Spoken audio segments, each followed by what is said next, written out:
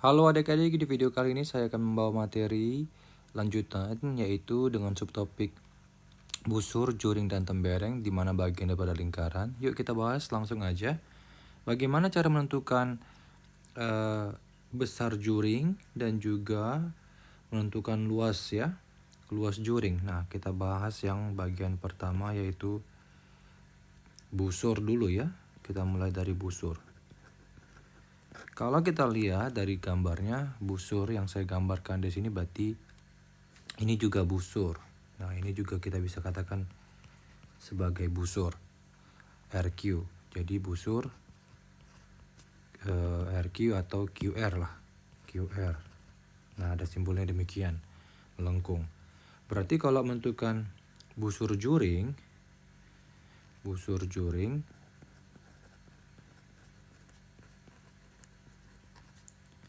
dapat ditentukan atau dapat dihitung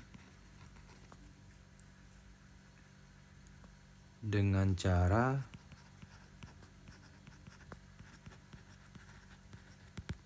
yang pertama QR ya, yang itu QR dibagi dengan keliling ya, dibagi dengan keliling lingkaran, lingkaran. Nah, ini kamu tarik lagi sama dengan besar sudut yang kita ketahui atau yang diketahui, misalnya besar sudut QOR kamu bagikan dengan 360 derajat. Nah, ini jadi ini saya bisa pindahin ya. Ini jadinya QR.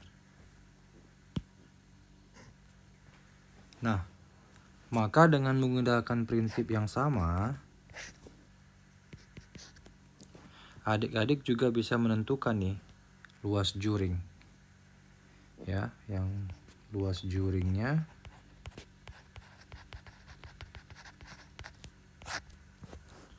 itu bisa ditentukan dengan rumus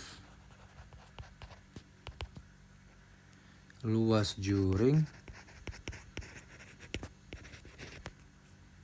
AOC. Oh, di sini kita pakainya yang QOR dibagi dengan luas lingkaran. Jadi kalau ditanya keliling atau tadi itu busur ya, busur QR, maka pakainya adalah keliling. Nah, kalau ini adalah luas, maka pakainya luas juring dibagi dengan luas lingkaran. Nah, kamu bagi dengan besar sudut QOR kamu bagi dengan 360 ya. Bisa ya? Nah, itu bagaimana bicara busur hubungannya dengan juring. Nah, selanjutnya adalah bagaimana cara menentukan tembereng.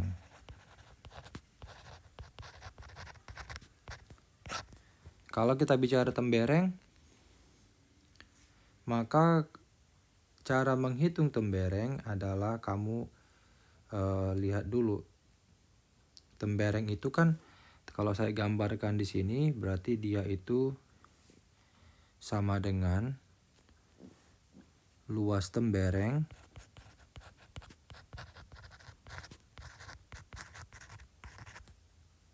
ini sama dengan adalah luas juring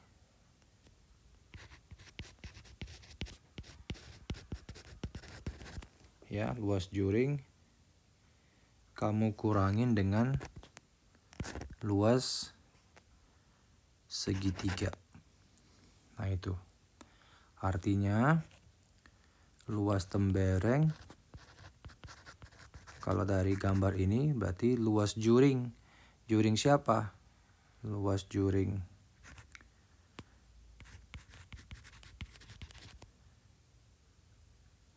QOR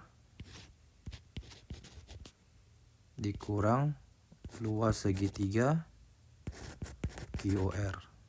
Nah, inilah yang adik-adik pakai. Ya.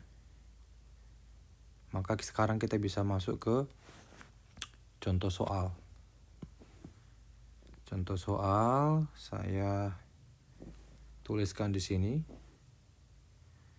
Dan sebelum kita menghitung contoh soal, kamu juga harus memperhatikan ada beberapa langkah, ya.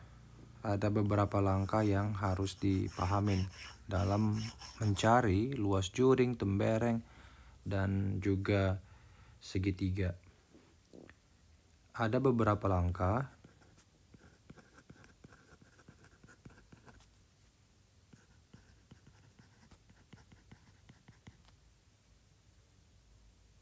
untuk menentukan tembereng.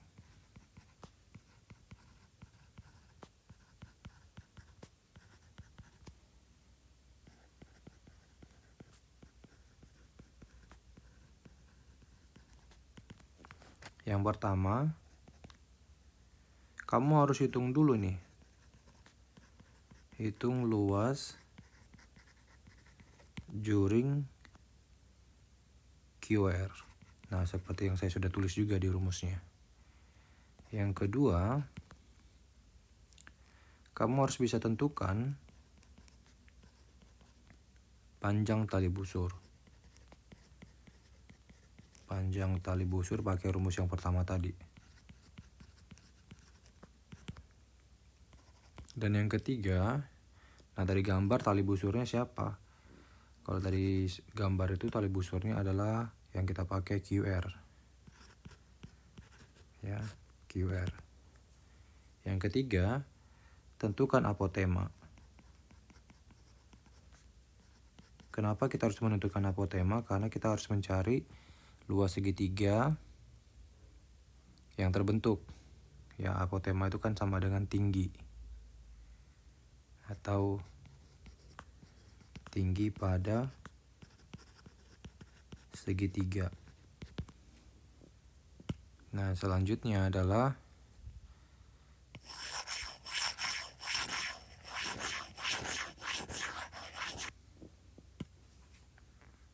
hitung luas.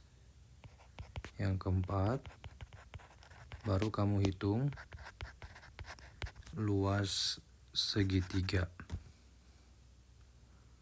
Segitiga. Nah, di sini saya bisa pakai juringnya adalah juring QOP juga boleh, nah atau QOR. Ya, jadi ada beberapa juring atau QOP. Jadi ada dua juring ya, ada juring QOP yang lebih besar sedangkan juring yang kecil QOR. Nah, berarti kalau begitu tali busurnya juga ada dua. Kalau dari gambar ini ada yang QR dan QP. Saya tuliskan lagi QP. Nah, dapatlah apotemanya. Apotemanya itu adalah yang ini. Nah, ini apotemanya tinggi dari segitiga OPQ. Nah, maka kamu bisa tentukan nanti itu luas segitiga. Ya, luas segitiga OPQ berapa? Baru bisa kita pakai untuk menentukan luas tembereng. Jadi stepnya agak lebih panjang. Luas tembereng itu sama dengan luas juring dikurang luas segitiga. Ya, oke adik-adik. Semoga video yang ketiga ini bermanfaat. Soal-soal saya akan buat berlanjutan ya, supaya videonya tidak terlalu panjang dan ada tidak terlalu bosan. Oke, tetap semangat dan terus belajar.